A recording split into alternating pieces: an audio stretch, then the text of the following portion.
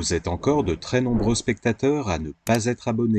Alors faites-le, c'est gratuit et ça soutient bien la chaîne. Vous pouvez dorénavant rejoindre notre communauté grâce au bouton rejoindre sous la vidéo et ainsi accéder à des avantages exceptionnels. En Angola, au printemps 1988, les forces armées de l'Afrique du Sud, alors en régime d'apartheid ou développement séparé des communautés ethniques, et les mercenaires angolais de Jonas Savimbi, soutenus par les États-Unis, furent défaits par la force combinée de l'armée cubaine, de l'armée angolaise et des unités militaires des mouvements de libération d'Afrique du Sud et de Namibie. Cela conduisit directement à l'indépendance de la Namibie, alors sud-ouest africain, puis à l'incroyable chute du régime de l'apartheid en Afrique du Sud même. Le rôle majeur de Cuba est l'exemple le plus remarquable de l'internationalisme anti-impérialiste et communiste, alors en profond déclin, au cours des dernières décennies du XXe siècle. 10 ans après la résolution 435 des Nations Unies qui a jeté les bases d'une Namibie indépendante, les Sud-Africains ont accepté de se retirer du territoire qu'ils occupaient encore au mépris de l'opinion internationale. Le 22 décembre 1988, lors d'une cérémonie au siège des Nations Unies à New York, un accord a été signé par l'Angola, Cuba et l'Afrique du Sud, les États-Unis agissant ostensiblement comme médiateurs. Cet accord a constitué une étape majeure vers l'autodétermination des peuples d'Afrique australe, car il a finalement donné le feu vert au groupe de transition des Nations Unies pour mettre en œuvre les mesures nécessaires au retrait des troupes sud-africaines de Namibie et au retour des réfugiés, à des élections et à l'indépendance de l'ancienne colonie portugaise, l'Angola. Cet accord historique n'a pas été le fruit des négociations tenaces du secrétaire d'État adjoint américain aux affaires africaines Chester Crocker, mais de la défaite militaire décisive des forces sud-africaines à Cuito-Cuanavale, en Angola. Entre octobre 1987 et juin 1988, au cours des batailles conventionnelles les plus féroces sur le sol africain depuis la défaite d'Erwin Rommel à El Alamein, les forces de défense sud-africaines SADF ont livré des batailles acharnées de chars et d'artillerie contre l'armée angolaise FAPLA, Force armée populaire pour la libération de l'Angola, et ses partisans cubains à Cuito-Cuanavale. Cette petite base, située dans le sud-est de l'Angola, est devenue célèbre dans l'histoire militaire de l'Afrique, car c'est là que l'armée sud-africaine, censée être la meilleure et de très loin du continent, s'est retrouvée coincée avec ses chars et son artillerie et retenue à plus de 500 km de ses bases en Namibie. N'ayant pas réussi à prendre Cuito-Cuanavale avec plus de 9000 soldats, même après avoir annoncé qu'elle l'avait fait, ayant perdu la supériorité aérienne et confrontée à des mutineries parmi les troupes bantoues d'Afrique du Sud et à un taux de perte élevé parmi les Afrikaners et Sud-Africains d'origine européenne, les Sud-Africains se sont retrouvés dans une situation si désespérée que le président Botha a dû se rendre sur place car le commandement opérationnel des SADF, les forces de défense sud-africaines, avait échoué. Grâce aux Cubains, les Angolais résistèrent à des assauts majeurs les 23 janvier, 25 février et 23 mars. Les Sud-Africains furent repoussés avec de lourdes pertes et les forces angolaises et cubaines prirent l'initiative. Pour la première fois depuis 1981, l'armée angolaise put réoccuper la zone adjacente à la Namibie. Les Angolais et les Cubains étaient si confiants qu'en l'espace de moins de 3 mois, ils construisirent 2 pistes d'atterrissage pour consolider leur reconquête de la province méridionale de Cunene. Piégés par la saison des pluies, enlisés dans le terrain et encerclés, les Sud-Africains tentèrent désespérément de s'échapper le 27 juin et furent à nouveau défaits. Un journal sud-africain qualifia cette défaite d'humiliation écrasante. Ces épisodes de guerre furent suivis d'initiatives diplomatiques que les Sud-Africains avaient jusque-là réussi à bloquer. Après les revers du 23 mars à Cuito-Cuanavale, les Sud-Africains entamèrent des pourparlers qui aboutirent à l'accord du 22 décembre.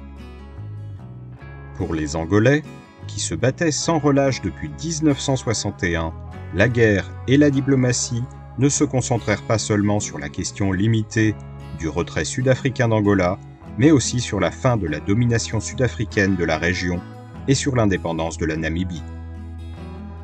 Les initiatives diplomatiques s'accélérèrent après que les Sud-Africains ne parvinrent pas à briser leur encerclement à Chippa le 27 juin. Ce n'est qu'à ce moment-là que les combattants de première ligne et les États-Unis purent s'entendre sur les bases du retrait des Sud-Africains d'Angola.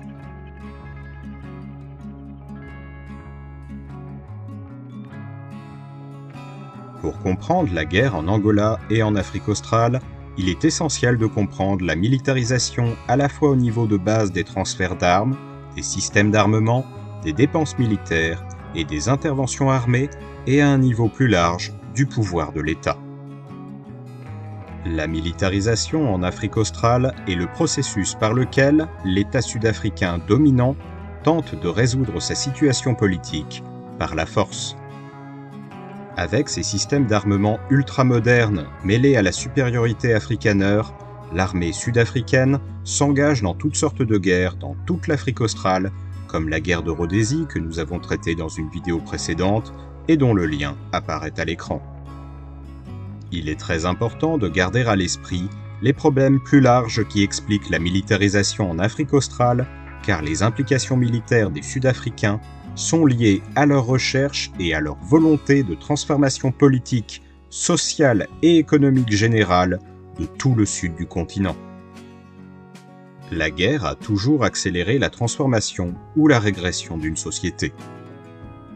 Souvent, une bataille particulière comme celle de Cuito-Cuanavale devient décisive et sert de base à un changement dans la lutte globale dont elle fait partie.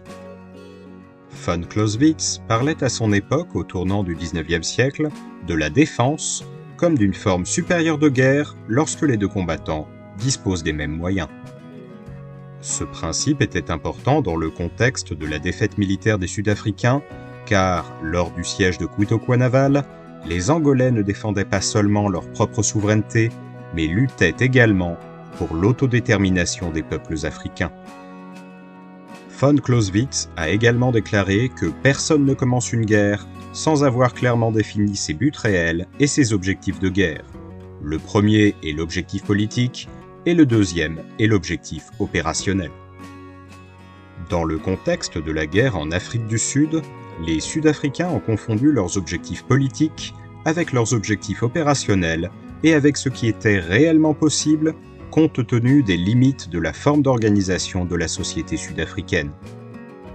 Engager des troupes bantoues n'était donc pas cohérent. En raison de ce que représente l'Afrique du Sud, leur confiance dans leurs armes s'est mêlée à la mystique de la supériorité afrikaneur. Mais les militaires sud-africains ont vraisemblablement sous-estimé la capacité des peuples africains à résister à l'apartheid, tant à l'extérieur qu'à l'intérieur du pays. Il faut aussi préciser que les populations afrikaneurs ou d'origine européenne ne représentent que 13% du total de la population sud-africaine en 1985, soit environ 5 millions de personnes. Un bien maigre effectif face aux multitudes bantoues.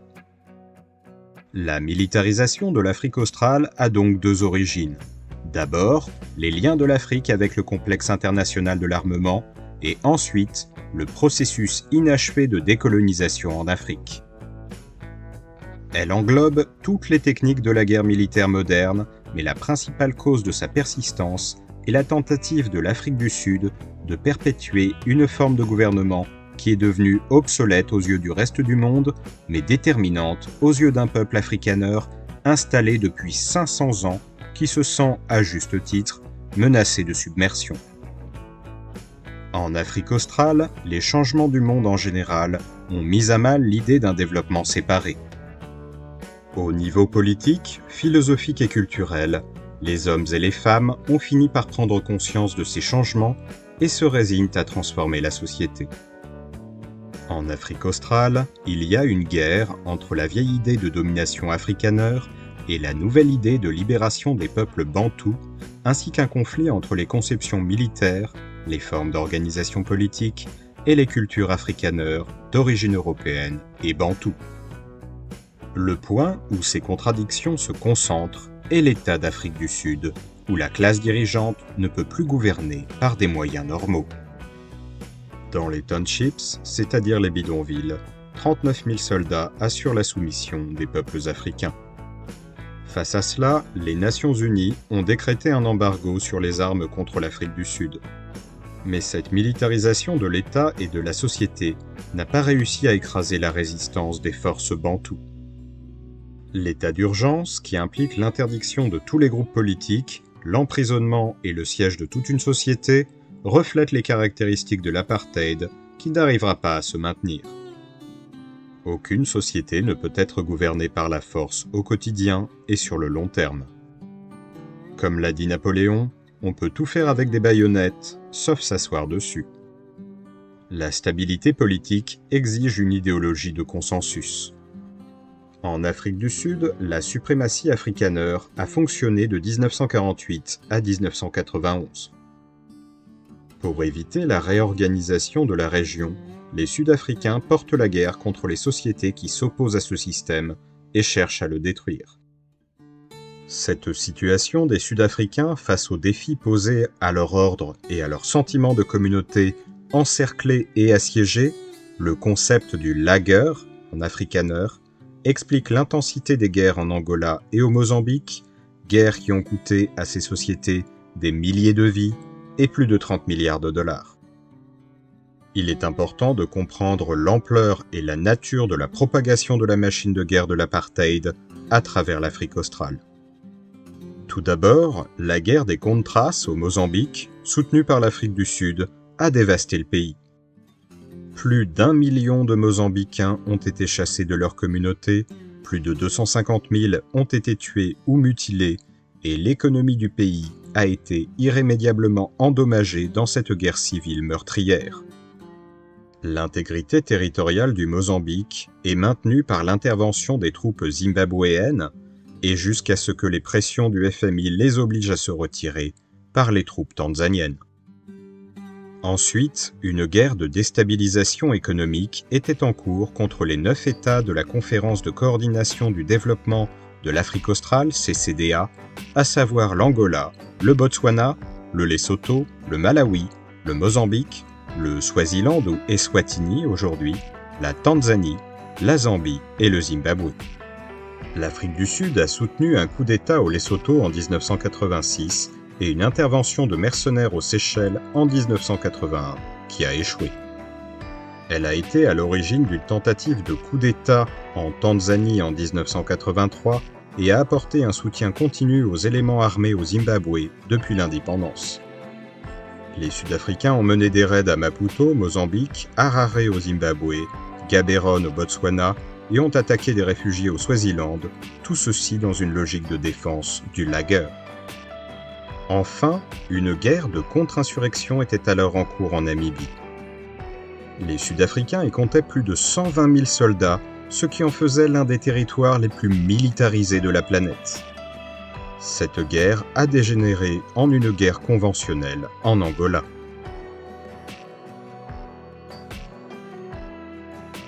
L'Angola n'a pas de frontière avec l'Afrique du Sud. Ce point est capital pour comprendre pourquoi les Sud-Africains se sont impliqués militairement dans ce pays. L'une des principales raisons est que l'économie angolaise n'est pas aussi intégrée à l'économie sud-africaine que les autres économies d'Afrique australe.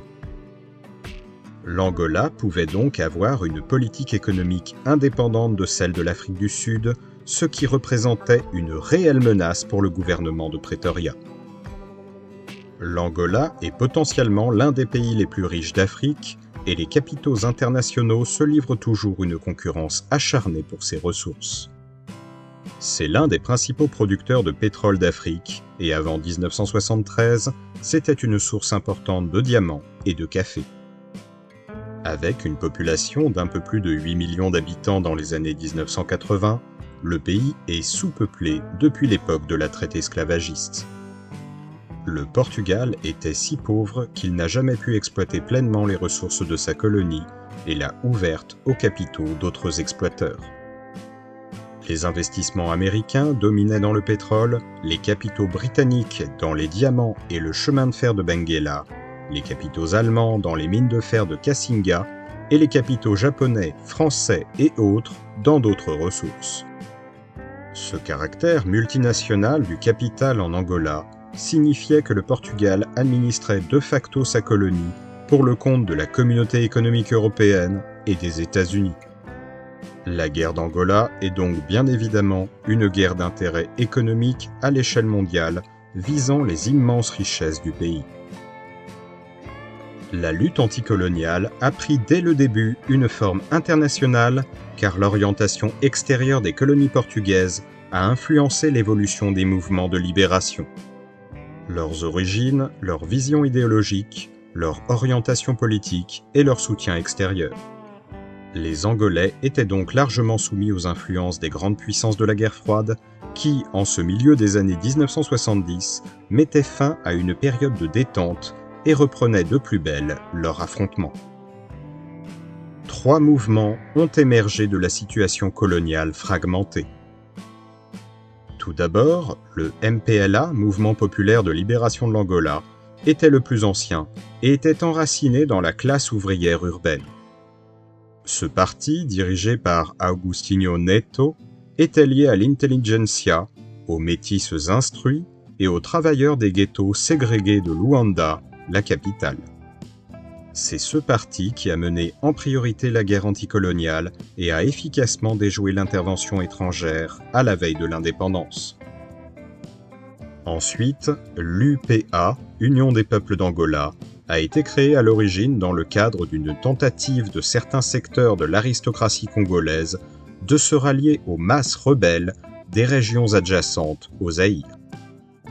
Fondée par Holden Roberto, elle a changé de nom pour devenir le Front de libération de l'Angola, FLNA, dans le cadre d'une tentative de dépasser la base tribale et de tendre la main à des groupes qui n'étaient pas auparavant membres de l'UPA.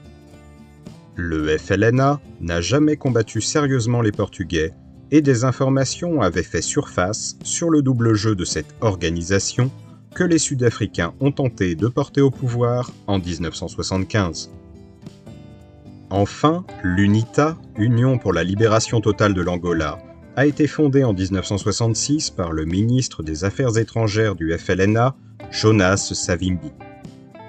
Il s'est séparé du FLNA, affirmant que ses dirigeants étaient tribalistes et captifs de la CIA.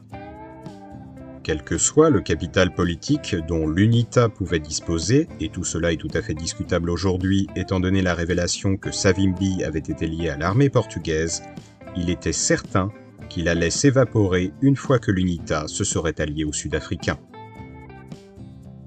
Je suis pour ma part très attaché à cette région du monde et j'espère vous avoir fait plaisir en vous la faisant découvrir. J'espère sincèrement que cette vidéo vous a plu. Si c'est le cas, n'hésitez pas à souscrire à notre chaîne avec le bouton rejoindre, à mettre un petit pouce bleu, à laisser un commentaire et bien sûr à vous abonner afin de ne pas manquer la prochaine vidéo.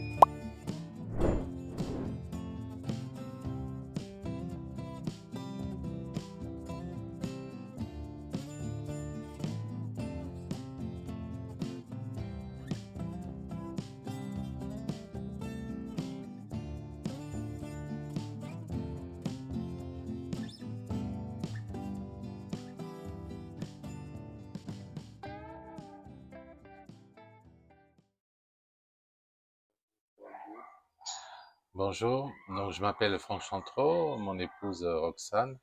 On a créé en 2006 notre sanctuaire de réhabilitation pour jeunes primates.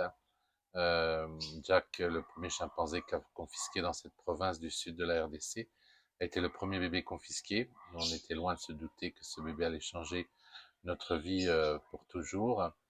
Et le programme qu'on s'était fixé, c'était d'arrêter le trafic illégal d'espèces protégées, traversant la province du Katanga pour rejoindre la Zambie et l'Afrique du Sud.